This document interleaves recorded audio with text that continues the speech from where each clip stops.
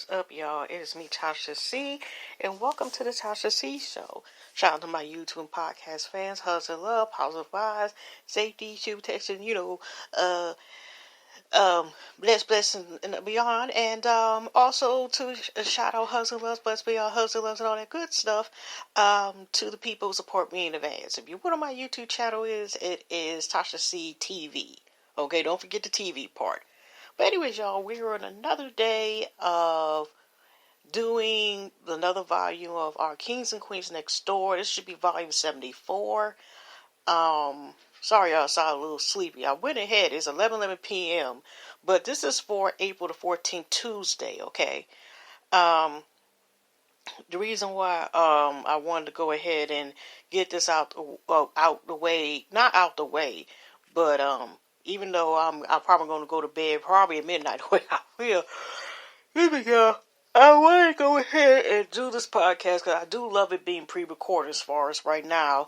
But anyways, what I'm going to do is go ahead and we're going to do 2 entries. And this is some of the people I may bring up, of course, in this series. I probably may repeat a couple times or whatever, whether I intentionally or forgot that I went to these people. Or sometimes I may find more information. You know how you might find more information about some of the different sites. So anyway, you probably heard about this lady before. I found over, I think, from Black History Instagram page, and that's how I found out about. It's another one. I don't know if it was Black History or the other page. I don't want to say it wrong, but I found it from Instagram. Some of these people. So like I said, I like biography.com.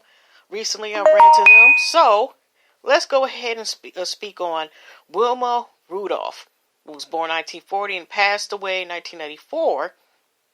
And this was originally January 1918. They actually just updated a few months ago, which was January 14, 2020, with this entry. In 1960, this is a little info. Then they're going to go to a background. In 1960, Wilma Rudolph became the first American woman to win 3 gold medals in track and field at a single Olympics. Who was Wilma Rudolph? Wilma Rudolph was a sickly child who had to wear a brace on her left leg. She overcame her disabilities to compete in the 1956 Summer Olympic Games, and in 1960 she became the first American woman to win 3 gold medals in track and field at a single Olympics. Later in life, she formed the Wilma Rudolph Foundation to promote amateur athletics. Early life. Rudolph was born prematurely on January 23rd, 1940. Sorry, y'all, I just got a notification. Okay, but this is just from Michigan State. Governor just signed executive order extending expiration driver license ID cards. Since we got that girl Cray still out, I'm not going to say this thing. Now, let me repeat the sentence again.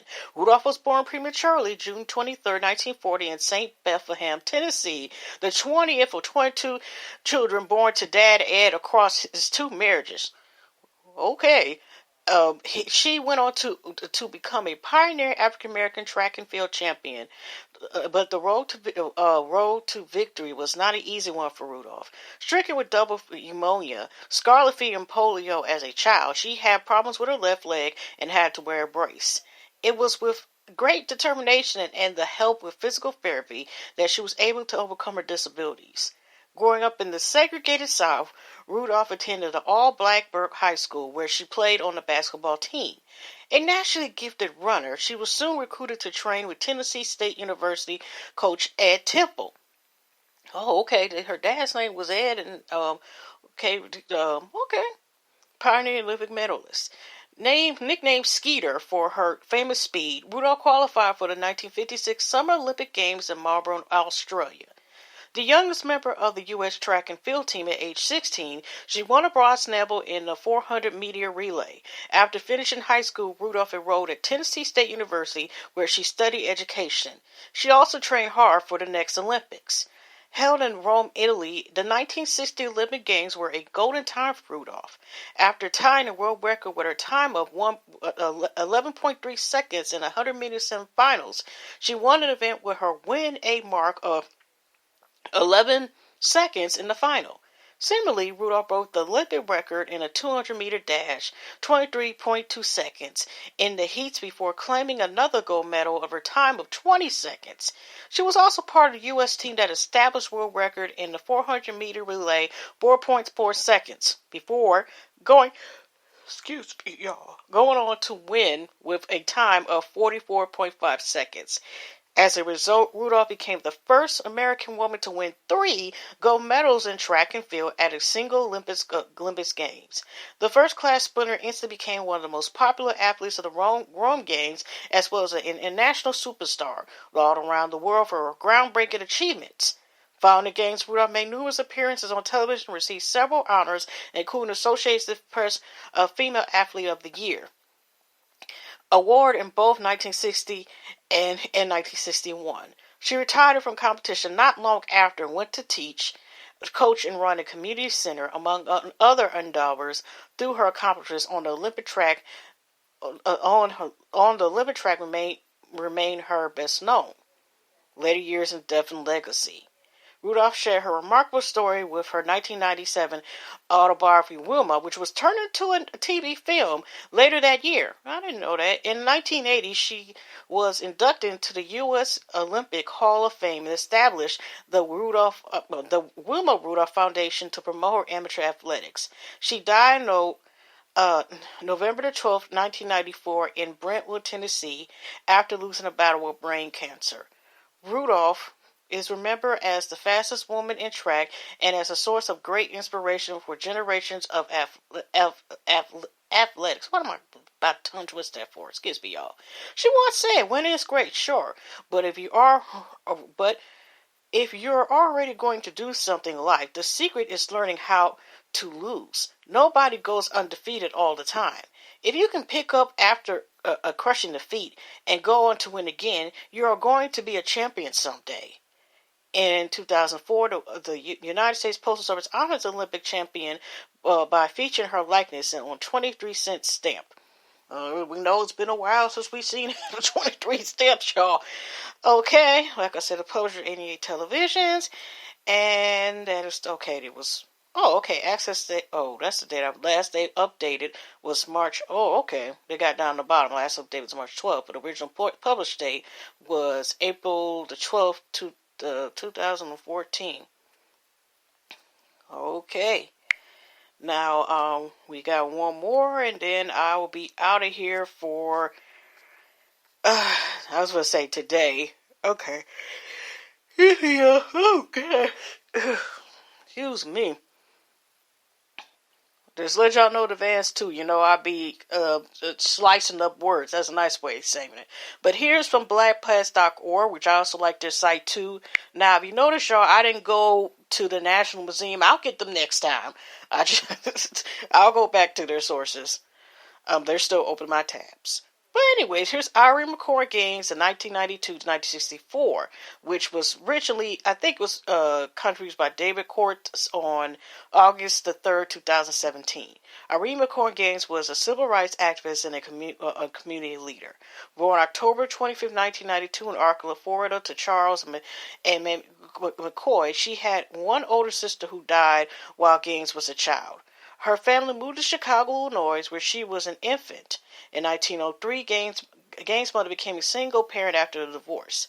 After she went to Wendell Phillips High School in Chicago in 1908, Gaines attended Fisk University, Nashville, Tennessee, from 1908 to 1910, and then the University of Chicago from 1910 to 1912. She studied civics and civil rights on both campuses. I feel I read this before, but let's continue on. When she returned to Chicago in 1910, Gaines began working at the Cook County Juvenile Court as a stenographer, which helped her become aware of the problems affecting the youth in her community. After World War I started, she found a new job with the U.S. Department of Labor's War Camp Community Service Program as an organizer for the Girls Division. On October the 7th, 1914, McCoy married Harriet Barrett Gaines, a law student at the time. They had two sons, Harry Barrett Jr. in 1922 and Charles Ellis in 1924. Her children's public school education offered a window into the desperate inequality of segregated schools. In 1920, Gaines became the industrial secretary for the first African American branch of the YWCA in Chicago, and during the 1920s, she became involved with and took leadership positions in many different activist groups.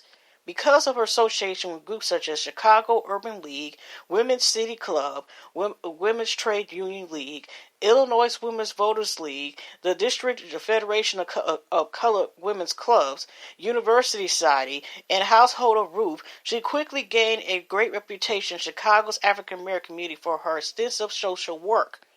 In the beginning of 1930, Gaines began working for the Welfare Department of Cook County, where she remained until 1945. That was a long sentence.